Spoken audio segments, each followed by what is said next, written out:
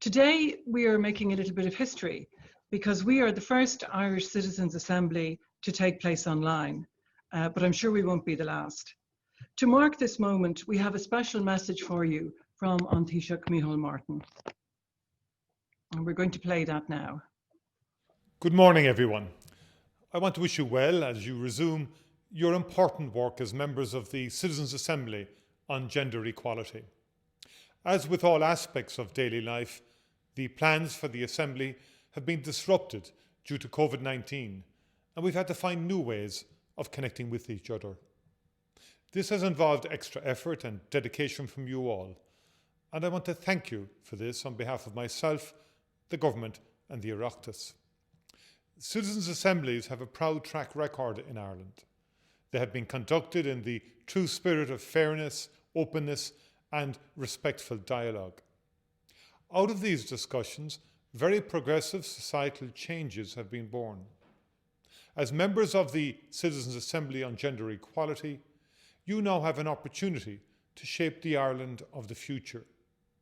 We have committed in the Programme for Government to responding to each of your recommendations. I can assure you, they will be taken very seriously and considered carefully. I wish you well with your first online meeting today, and I look forward very much to receiving your final report. Thank you. It's very encouraging to hear the Taoiseach say that our work is strongly supported by Government and the Oireachtas. We have an opportunity to make a difference and to influence the Ireland of the future with our recommendations.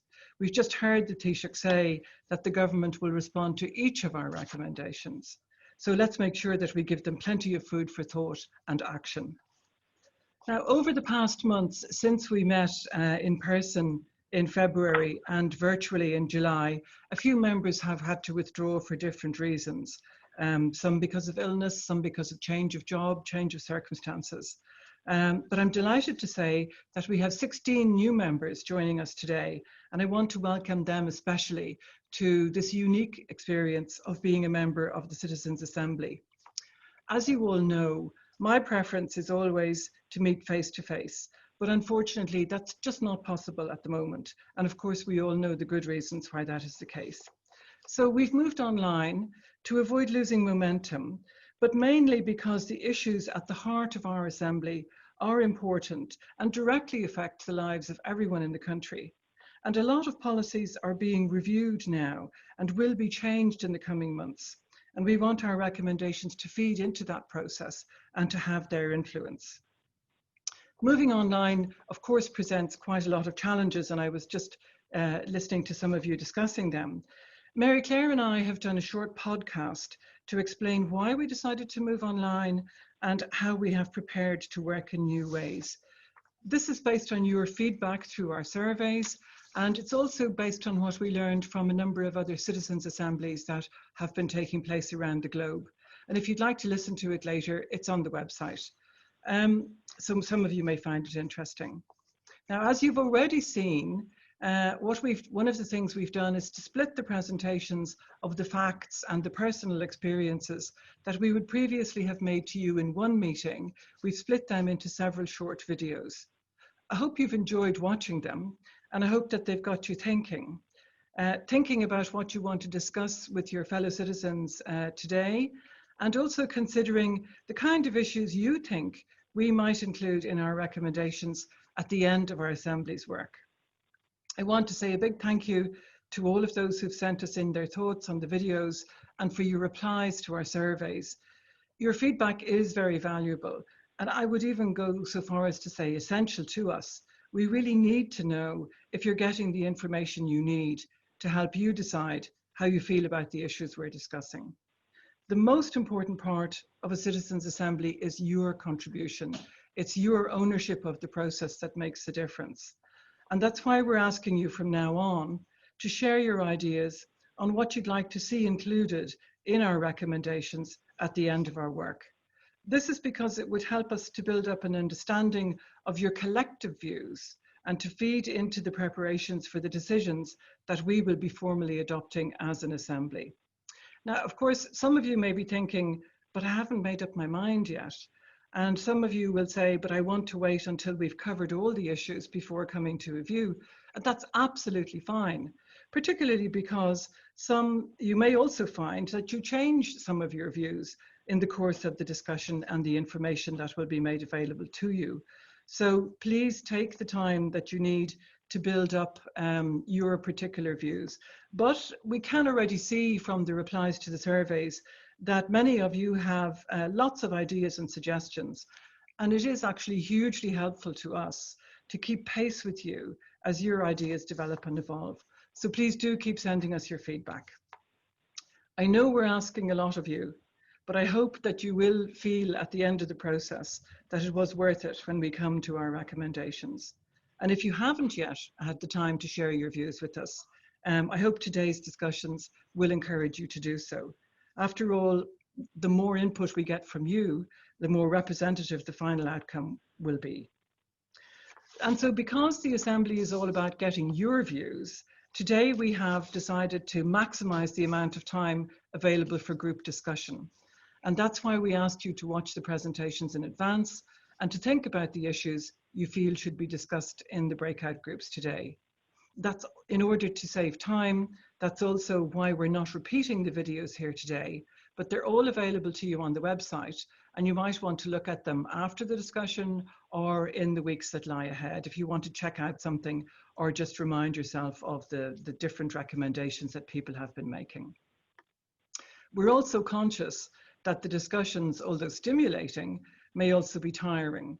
I think most people who use Zoom a lot say they find it more tiring than being in a physical meeting, and I certainly find that myself.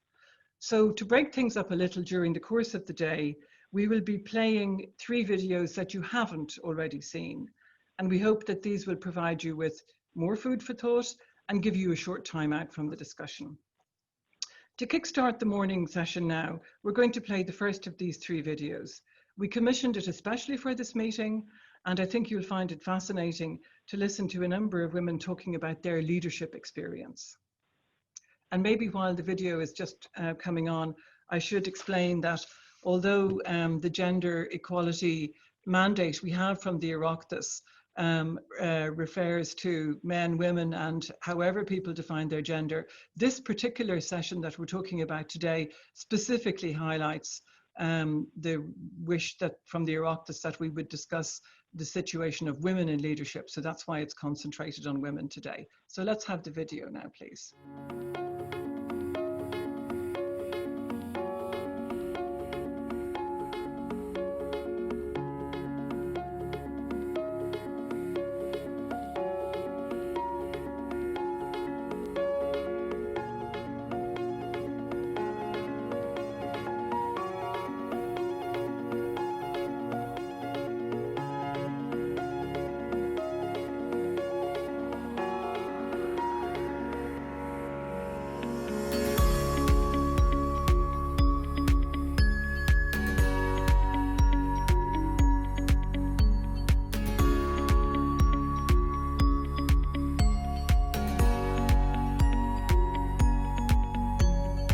What do I see as my biggest leadership achievement? That very first experience of leading, of mentoring, of nurturing, of training a group of people. I think that was very much formative in terms of my own professional and personal development. I was a female working in a male-dominated organisation, and that stood to me a lot, and I was admired for that, that I kept going. I believed in my own ability. I believed that I could do it. I think my biggest leadership achievement has been speaking out publicly about being trans. I've spoken on RTE, I've spoken at Nollaig na Man. An inspirational leadership award. It was really lovely to be recognised by my profession for everything that I do. To go back into education and to be in the role that I am today, it's been a journey, but that's one of my greatest achievements. That's where I wanted to go. For me, as a traveller woman, I've overcome many obstacles in life, breaking down those barriers that come with being a traveller woman that you have to deal with on a daily basis. Being a disabled woman creates an intersectionality and a lens that's not often looked through. For me, what success looks like is being able to do that for others, ensuring that I'm using whatever space I have managed to obtain to create space for others. Looking at a series of things like leading people through a significant change or adversity and bringing them through it safely, having learned, having grown, those are the kinds of things that I'm proud of as a leader. For me, Ireland's membership of the European Union played a critical role in opening the doors for women involved in senior roles. For me, a good leader is one who puts their ego behind them. Having empathy, humility. Being aware of your own actions, how they affect others, you know, all of those bits that make someone human, really. It's that ability to connect with people, to know and understand people. There's a saying that you don't become a leader, that people allow you to lead. Kindness, collaboration, and vulnerability. Realizing that there is so much that we each don't know. Trust is a big thing, that the team of people I'm leading can trust me, that I'm approachable. You bring people along with you when you are working. Giving them equity of opportunity to reach their own individual potential. To be a female leader to me means to be hardworking, resilient, a role model. Very simply, a woman leader is a role model. I believe that this generation of future women leaders really need to be confident and sure-footed. To be strong, effective and courageous. To be able to support other women. Doing things together. I think my gender identity has helped my career. It's certainly helped me become a more positive person. It's made me a more confident person. It's made me want to do more. It's also the thing that gives me my fight. You know, if I wasn't a woman, would I care as much about equality? Would I care as much about fighting for these issues? There were times when it was difficult to be a female in certain situations, finding myself as the only woman in a room, sometimes also being the youngest person in the room. Being a woman in the military really showed me that women can do anything. I really can't minimise the impact that mentors and career coaches have. You're never done learning and improving in what you're doing. I've had some really strong role models, but I've also had sponsors. And I think sponsors are very important for young female leaders, somebody who kind of has your back.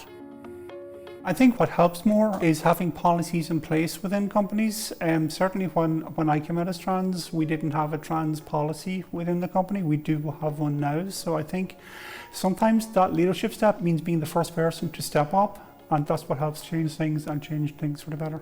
Having a leader who accepts that challenges exist, that biases exist, that organisational structures can and do discriminate.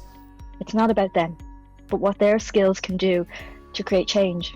If I was giving my younger self advice at the start of my career, I would say surround yourself with people who lift you up and not bring you down. Yeah.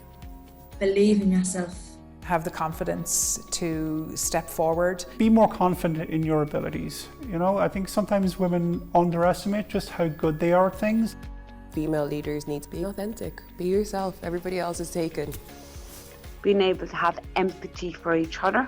Wanting to see success for others as well as success for yourself. Be brave, be bold, be courageous, and be strong. The important thing is to have belief in oneself. Try and overcome those self-doubts. Never give up. Establish what your values are, stay true to them, and stay true to yourself. Diversifying your experience, not allowing yourself to be pigeonholed either in a career path, will be beneficial to you and will make you a stronger and more creative leader at the end of the day. We all have the power and the capacity to create change, whether that's within our home unit, our family unit, our community, our society, our country, or the world. That capacity is within all of us.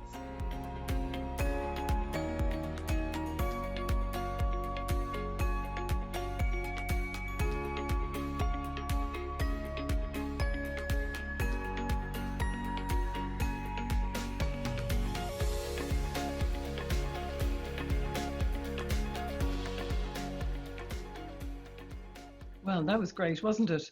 I hope it's given you some inspiration as we begin the day. We're now going to move into the breakout groups, and so you'll be discussing in smaller groups until 12 o'clock. We've already told you that we will be recording the breakout groups, but I want to emphasize that the recordings will not be made public. They're for the Secretariat and myself because we won't be in the groups, and we need to be able to follow and understand what was discussed during these sessions. We're asking you to appoint one member of your group to report back at the end of the day on 3 things that were discussed and that you want to share with the rest of the Assembly. And before we formally started, I was listening to a discussion between some of you. We will ask you to take time at the end of the group discussion to decide as a group what are the 3 things you want to report to the rest of the Assembly. So I hope that that doesn't place anything other than a very light burden on the person who volunteers to do the reporting. And I also heard some discussion on why was the Department of the Taoiseach in the groups. They're not there to participate. They're there solely to let us know if there's any technical problems and also to play the videos that will be played during the breakout sessions. So they're purely there in a technical capacity. I just want to make that absolutely clear. Now, this morning, we've suggested that you discuss the topic of women in politics. And we're asking you to focus on 3 questions. You can, of course, bring up other things as well. We're asking you, first of all, to tell us what most surprised you from the videos that you watched about women in politics. And these would largely be the videos that were sent to you in advance of today. Secondly, what do you now see as the main barriers preventing greater numbers of women from engaging in politics? And thirdly, what recommendations or policy changes should the Assembly consider for its report? We've highlighted in your agenda the videos that are most relevant to this part of the discussion, and the Secretariat has prepared a summary paper to support the discussions that were sent to you by post and email. This is in response to previous requests from you to know a bit more about what's happening in other countries and what kind of recommendations are being made in this area. It's purely intended as a stimulus and as a guide, and you're entirely free to use it or not use it as you like. About halfway through the morning's discussion, we're going to give you another short break to watch a video from Dr. Fiona Buckley of UCC. She's going to be speaking about women's experience as political candidates, and she has done some very interesting research on recent and past elections. After that short video, you'll carry on with your discussions, and then you'll conclude by agreeing on the items that you want to carry forward to us to consider for inclusion at the end of the Assembly process. We're then going to take a 2-hour break so everybody has time to get a bit of a breather, and we'll begin again at 2 o'clock. And we'd ask you to come back to the meeting about 1:45 just to make sure that we don't have any technical or connection difficulties. I'll give you more detail on the questions for discussion after lunch when we resume after lunch. And again in the afternoon, about halfway through the discussion, we'll take a break for a video. And then we'll wind up at 4 o'clock as promised. And that will be the end of the official part of the Assembly for today. Now, those of you who were with us in Malahide in February will recall that we were able to get immediate feedback from each breakout group because we were all in the same room. To try to replicate this, we're going to ask the designated member of each group to stay behind and to record the 3 points that each group wants to share with the rest of the Assembly. If any of you have the time and you'd like to stay online for that, you're most welcome to do so. But if you have other commitments or you're just plain tired after the day, then we'll be recording it and sending it to you by email, and we'll also be uploading it on the website. So you'll be able to watch it later whenever is convenient for you. I want to conclude just by saying that we're very excited to be holding Ireland's first online Citizens' Assembly today, and we're delighted that so many of you are able to join us. Please share your views with each other, but always remembering the principles that we've agreed between us for our Assembly. The principles of openness, fairness, equality of voice, respect and collegiality. Everyone has the right to be heard and express their views without any personal attack or criticism. This is your opportunity to make your views heard and count, and we look forward to hearing those views and ideas on the role and future of women in leadership. So please enjoy the discussion and please bring us lots of interesting forward-looking ideas. See you again later. Thank you.